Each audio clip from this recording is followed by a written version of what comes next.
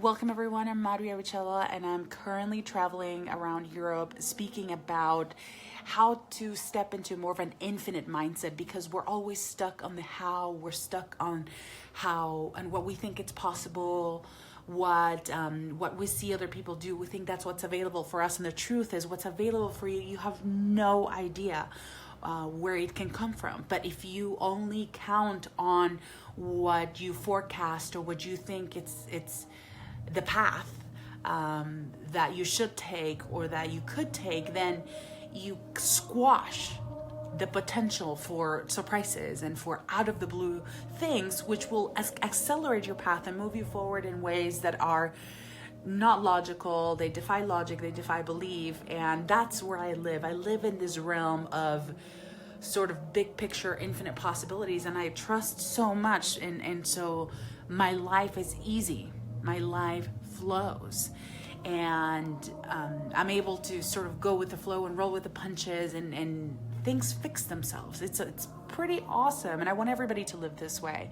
So because I've lived this way, I've let me back up for just a second. So since April 2016, not even like maybe a year and a half ago, a little over a year and a half ago, I had an insight about infinite receiving. You only get what you have the capacity to receive. I have since been spending my days and my months and my year and a half expanding my own capacity to receive opportunities, attention, you name it. Like the things that used to make me uncomfortable, like visibility is not a comfortable thing for anyone, because we're taught to hide, we're taught to be modest, we're taught to be humble.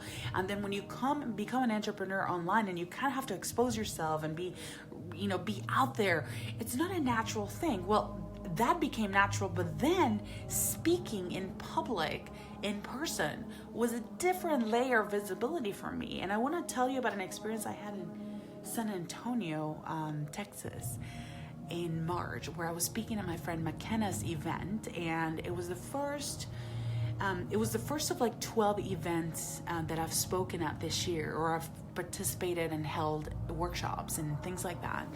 And by the way, who's online? I want to know. If you're online, let me know where you're joining me from. I want to hear from you. Please, please, please. And I want to know if you want to be a public speaker. If you want to do more speaking, let me know, because then I'll be happy to talk or tailor this message more to you. But anyway, I was speaking at this event, right? And here I am already 10 months into Infinite Receiving. It's doing really well. It's already become a movement. And I'm supposed to be hosting a workshop at my friend McKenna's event.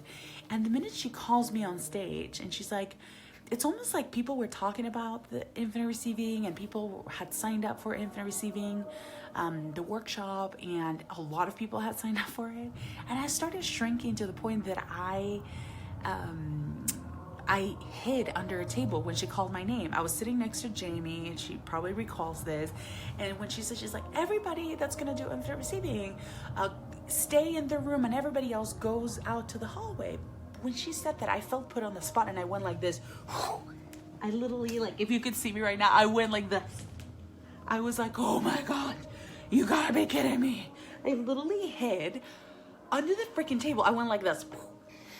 And I felt so bad, because two friends of mine were hosting workshops as well, and they asked their people to move to the hallway. And that was my first experience at my first event this year. And I was like, what is happening? This is what I've been working on all my life since I became an entrepreneur. This is what I've paid $55,000 in trainings and courses and all that jazz, is to have opportunities like this where you get called to the front of the room. Wouldn't you agree? Wouldn't you agree?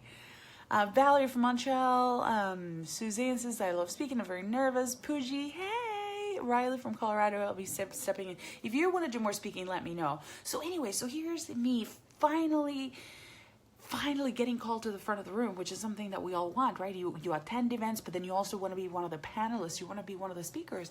And this is happening to me, and I'm hiding, and I'm like, what is happening? Why am I having this reaction? Then the following week, I think, I was in New York for an event, and a similar thing happened where a very famous person, keynote person in the room, she was like talking to me the whole time, and I felt like I was monopolizing her, and I felt bad that this person kind of wanted to talk to me.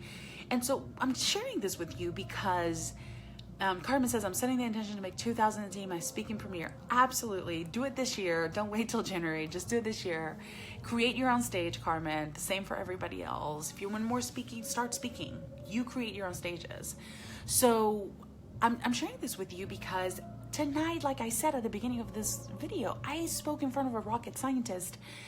And I did not shrink. I was like, hey, what's up, people? Like, I'm here and I'm bringing the warmth from Texas and Venezuela, and I even played a Latin song. And in my February and March shell, in my old shelf, in my old shell and self, I would have been like, oh my gosh, what do I have to contribute here? These people just talked about digitalization and it disrupting the technology industry and rockets being shipped from outer space. But what I want to share with you is something that a kind, incredible soul that I happened to bump into here in Luxembourg. By the way, hello from University of Luxembourg. I'm staying at Rock and Roll Avenue. How cool is that, of course? But she said to me, when I told her, I said, I'm a little intimidated by these people because they're really smart. Lawyers, engineers, computer scientists, and the rocket scientist. And then me. What she said to me is, she's like, Maru, just because, hey, Allison and Ian, good. Michelle, hi. I know I need to get over it. Exactly. So she said, she's like, it only takes one person to change the world. And just because you're not disrupting the technology industry, that does not make it less important. And I nearly cried when she said that. So when I got on stage, I said it. I said, I was intimidated because I have a rocket scientist in front of me right there, front center row. This gorgeous woman, by the way, like super stunning and smart and all that jazz. And I looked at her half the time in awe and admiration and also in pride that we can share a stage. So I don't know at what point and what stage you are of your intention to speak more, to share your message, but you gotta stop shrinking.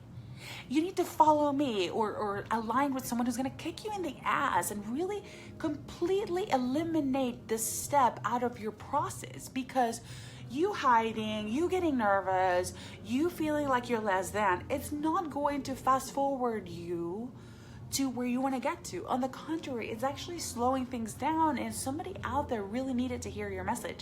I'm sure some people needed to hear the inspiration from the panel, and some people needed to hear me talking about how to step beyond the boxes, the hows, the limitations, and really get in touch, start embedding themselves with what can happen when you ditch the how and you allow some room for out of the blue possibilities.